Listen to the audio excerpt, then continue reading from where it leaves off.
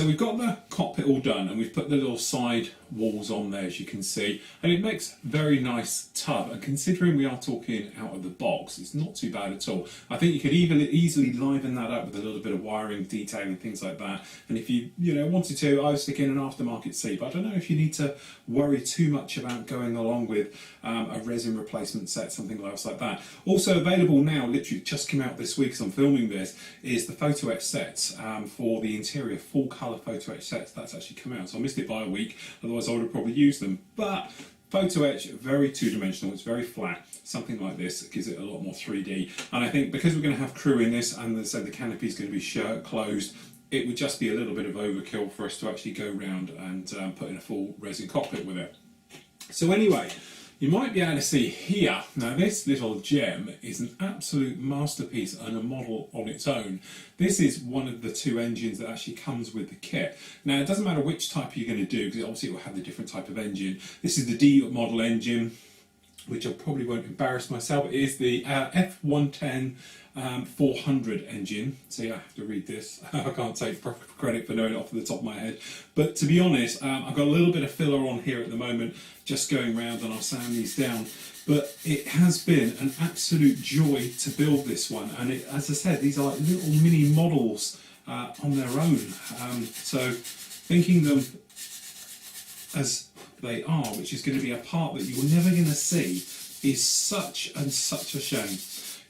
So it is one of those areas where you think, why am I bothering doing and building this and everything else when you're not going to see it? But when you see the detail that's actually on this engine, and with a little bit more wiring and things like that you could go around and put it onto, you could make an absolute stunning diorama with the engines perhaps removed or something else like that. As I said, it's just a shame you're never going to see it. Now they go together quite complex. When you think that there, if we just pull this out a bit, it's made up from all of these parts here. It's quite a shocking amount of parts for something that you're never going to really see. But as I said, it's one of those nice things, you'll know it's there. It's quite complex how it goes together, so I'm going to give you a run through so you can see it. So we start off with one half, so we're going to put extra thin down in here. And then what we actually do, we're just going to pop in our fan blades to start with. I've got to remember which way this all goes around to the larger end. So, whoops. That's one for the outtake show. Okay, so we pop that in like so. So pop in behind it with some glue. Okay, then we've got the front part as well. Now that faces to the top. In there. Okay, then you've got the two halves, and they're going to go together. So I glue them, these two parts, and then it's easier just to join up the centre. So these come in like this, and then obviously they're just going to poke in. Let those set, then we'll just line up the fronts. And as I say, it's one of those ones, this is like a mini model completely on its own, and it's a real shame that perhaps you don't get the areas where you can do it sometimes with the 1/72 scale Fujami kits, where you get the nozzles and the compressor blades and that, so it's shown in the model. And then what you can actually have is a little rack for these to go on and showing them next to the aircraft, because it would really make it. A way round to do that, of course, is to go and get yourself a set of Aries nozzles for it and keep this out. Okay, so you pop the Aries nozzles in that appear to give the effect that you're after of the engine, but in reality you've got nothing in there, and then these will be out on display. So we just glue these together like so. So just take your time with this. Obviously I'm going to rush through this, but that one goes on the side like that. Okay, now I've got to remember the top and bottom here. The bottom one completely closes up, so you just pop that in just like so. Okay, and then in. And this is the great thing about using an extra thin glue, because the capillary action just whips around all of this and seals up any joins and gaps that you might have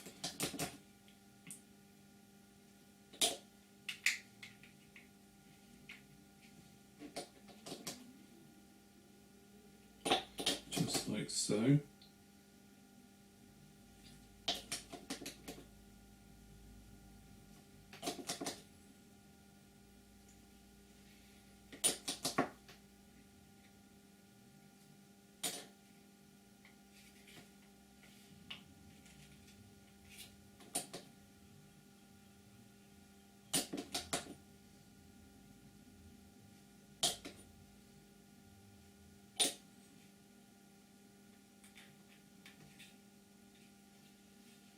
Just like that, and you've got the two halves which are then going to go in together. So you've got the front, the rear part, which you sort of pop in first, sorry, the front part which you pop in first. Just sort of lay that on there.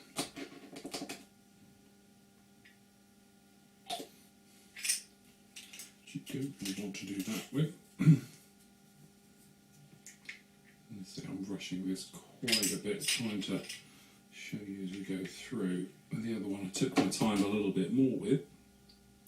But as you say, unfortunately we're never going to see them, so it doesn't matter too much, even if you build this from our point of view. If you're going to have it all open, then fair enough, but at the end of the day, if you want to get your money's worth out of your model, you might as well go through, because although nobody else will know it, you'll know it's there.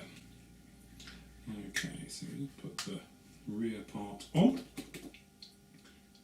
There we go. And it has been a feature with Trumpeter kits to actually give you an engine, which is a lovely touch. Don't get me wrong, it's just that feeling of why and where do you put it. You know, if they gave you an extra set of nozzles with it, it would be absolutely fantastic. Okay, so once you've got them in, you'll find that you can give them all a little bit of a nudge and a squeeze and things like that, and then you'll find that they all close up neatly onto there like that. And then we've got a situation where all the plumbing and everything's going to go on, but I found this just is a little bit easier to do it now before you put the others on. If you put a bit of glue down the trunk, the actual intake, and then pop the compressor blades in for the first stage compressors, just like that. It just makes things a lot easier, and it makes it all very stronger and a lot more sturdier than if you hadn't. And plenty of glue around the front, and then you'll find the front part goes on. Plenty of glue around the edge. Getting a bit low in the bottle, hence having to shake it to get it to get enough on the brush to warrant doing anything. Give it a bit of a nudge, you'll find it will settle down. And then you've got to go around and put all these guys onto this. Now this is where it gets a little bit complex. The first major problem you'll have this part, which is, if we find it Q15, it's supposed to come along and fit just on the edge here and go on just like this. Unfortunately, you'll find Q15, this part here, doesn't actually fit. So the easiest way to take care of that is just to cut the locating tab off in its entirety, okay, and the near side as well. Remove them and place it manually on there, and you'll find you'll get a lot better fix how this goes on, and you'll find it will sit in there absolutely fantastic, like so. Okay, brush some glue on just to hold that in place. Okay, then you can work your way around and put the others on. You've got this little part here, Q13, goes on the top. It can only go one way because it's got a locking shape underneath it, which is quite handy because they've all got little locking shapes, which mean you can't put them on in the wrong way round and things like that. Okay, so we've got that one on. Okay, next we pop in this guy here. So the easiest way I found it is pop some glue on the end, just like so, and then you've got this part which is Q9. Okay, and then slip that onto the end of it. Okay, that's that one on. And then you've got Q3 and Q14. This will be your Q3 and Q14.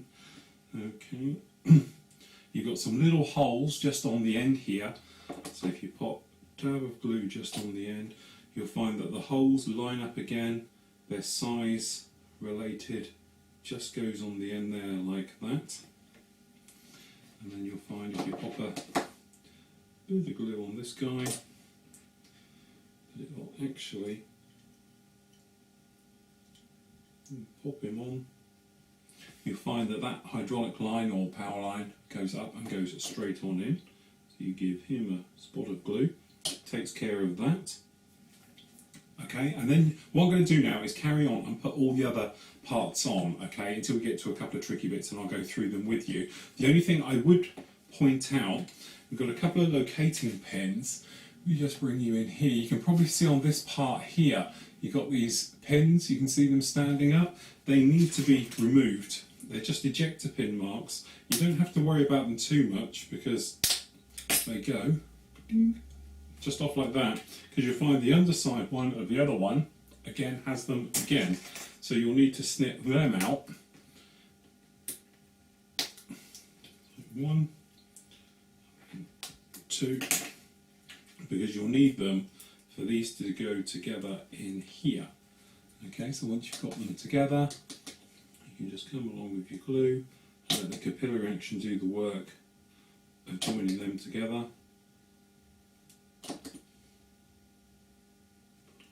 All around there. Then you've got this other guy, you might see it on this side. See it just down here, this tab hanging off the back here.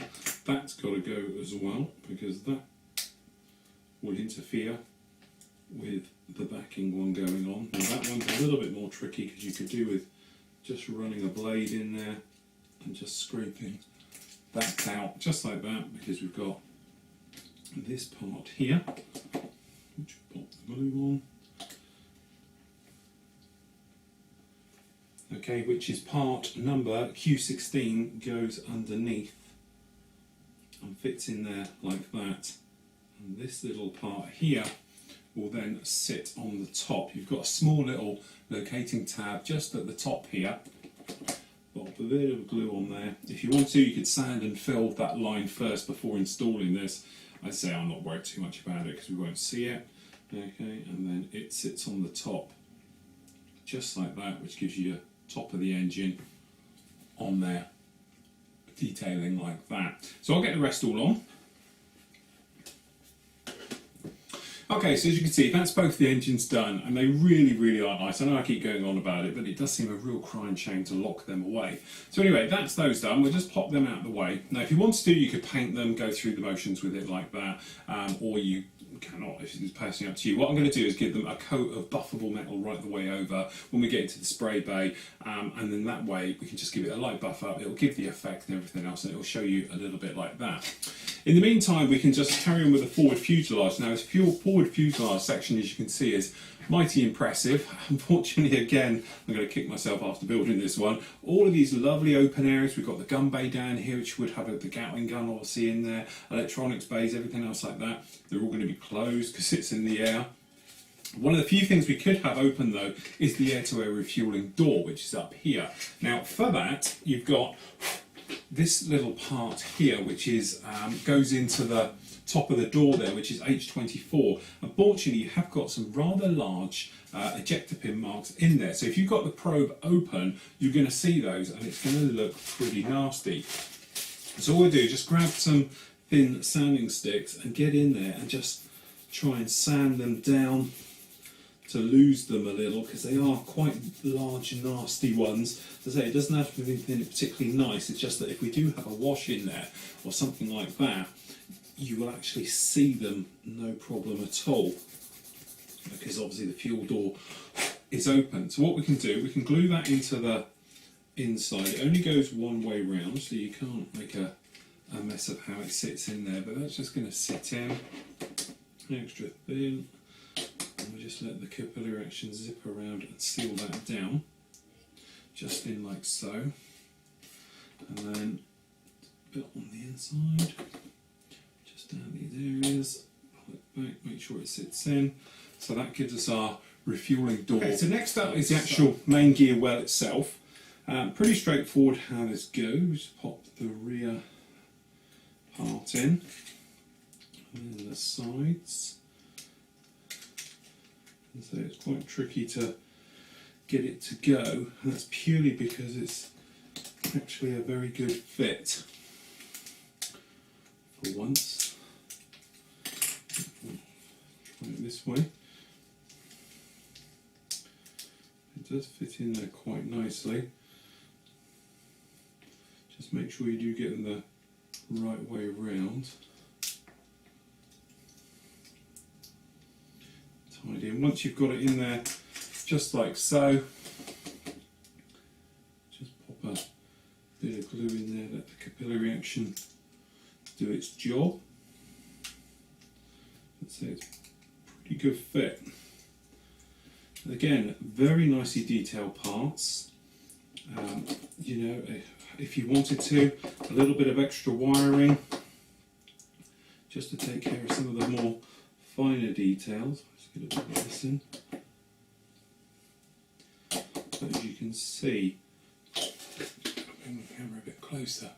It's very nicely detailed. You've got nice wiring, things like that going on in there. Very nice and busy. So I said, a little bit of extra wiring in there, and that would really look the part. So we have to be careful how we just line these last ones up to make sure they go in without pinging all off. So we just pop that and get the lock in. And again, it's a very nice sharp box, but as you can see, it's very nicely detailed. So I don't know, honestly, if you're going to need to go around and spend a lot of money on aftermarket with this particular kit, because most of the bases are boxes for sort of detailing, things like that are ticked. That then comes along to the bottom of our the actual main cockpit tub itself. So making sure you've got it the right way around. So the two holes at the front go to the front part. So what we'll do, we're just going to pop a little bit in there, just like that, just for the moment, to give it something to bite to. Making sure it lines up to the side so it's nice and square in the middle. Once you're in there like that, a little bit down the side, let the capillary action zip all the way around. Okay, and that's our forward tub area. The next thing you do, we can attach it to the main fuselage itself. Now, the way this all fits in might be slightly different if you haven't done a big kit before, because you get these big gaps around the front here, things like that. Don't worry about it, the glass part goes in there and covers those in, so you haven't got anything wrong. The only thing you might want to do is pre-spray some of these areas, or just paint them at least, so they're done already. So for our case, what we're going to do is just grab a little bit of flat black,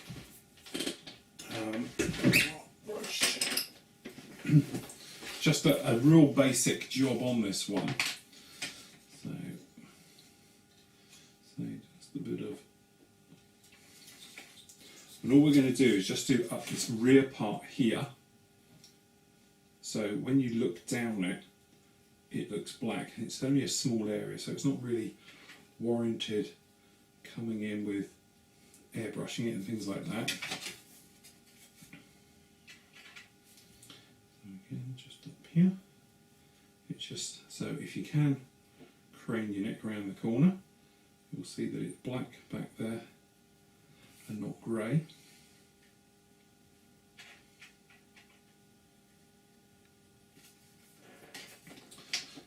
Parts. So when you do come in, we'll use this side one, I think it'd be easier. What we're going to do is change glues in a minute because we're running out. So what we're going to do is just brush some down into this area down here, and on the front bit, plenty of it. So when we do come along with this one, and we do seat it in.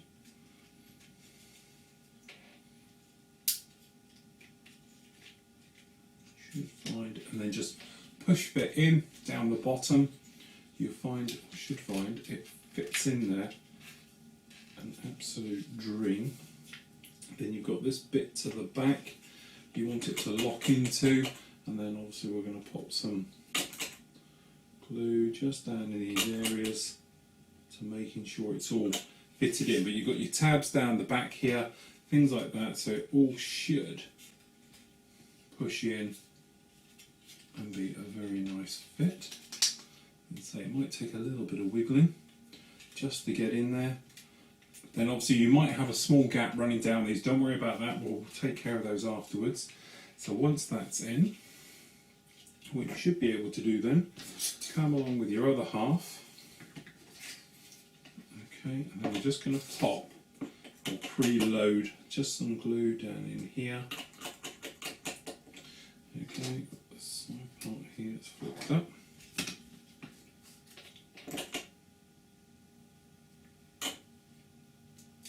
Making sure that's in tight. So when we come along, feed these two halves together. Okay, pins. So we just for the moment have a look and make sure it's all fitted correctly on the inside and everything else like that, because if you haven't, you could cause absolute havoc afterwards. We're all okay with that, so we're just going to grab a rubber band for the moment and pop it around this nose section. We're not going to glue anywhere yet, we're just making sure that the cockpit, that the tabs down in the back here have all located to the correct place. So you should find we've got one just down in there and one here, making sure they're all in okay. The well system itself at the beginning, obviously you want to make sure it's in the correct place and everything, and have a look down inside the front, making sure that's all okay. If you're happy with it, the radome section, which again we're not using, but the part itself is, should just fit, be a standard before you've got it all glued in. Sits in the front just like that. In fact, we've made a small problem in the well. I just pushed the well through. Not going too well at the moment, but a lot of this is my fault. So we can just push that back from this side, making sure that it's all in. So again, we'll just re-glue those areas. So as I said, we'll re-attach this front area for that.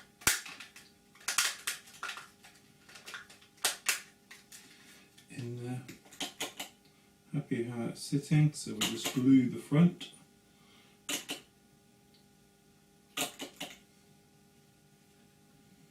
How it all is. So you've got no gap underneath, we've got no gap on the top, so we know the front is into position. We've got the leading edge just at the front here is up to the framework, so we know that's all okay. Okay, the cockpit itself is at the correct height as it sits in the well, so we know that's all okay. So what we'll do now, we'll just literally pop around with some glue just down on the inside here. Now you could use, if you wanted to, a touch of super glue just to get things going down in here. But I'm just going to glue up the cockpit to hold it into position. So it's all in there. But what we'll do, we'll come along with the glue, we're just going to feed some into the inside of the seam for the rear. Okay, lift up, and then making sure we've got a nice seam down the back. Nice amount of glue just down the back. And what we're going to do is just place a little bit at the front here and let the capillary action, as I say, do the work for us. Again, just a little bit here. The leading edge with the well, how it sits in. Just down in these areas, so we've got good glue to seal all this up, because obviously we've got a lot of movement. Later on when we squeeze these areas, it could cause no end of trouble as we go through those. So that's that area done. all in there. It's one of those things now, we're going to let that sit and dry off just for a little bit until we're all happy with it. So now we've got the engines done, we've got this front part, we can move on to other areas of the model and really start to build the sub-assemblies, which then will all come together at the end.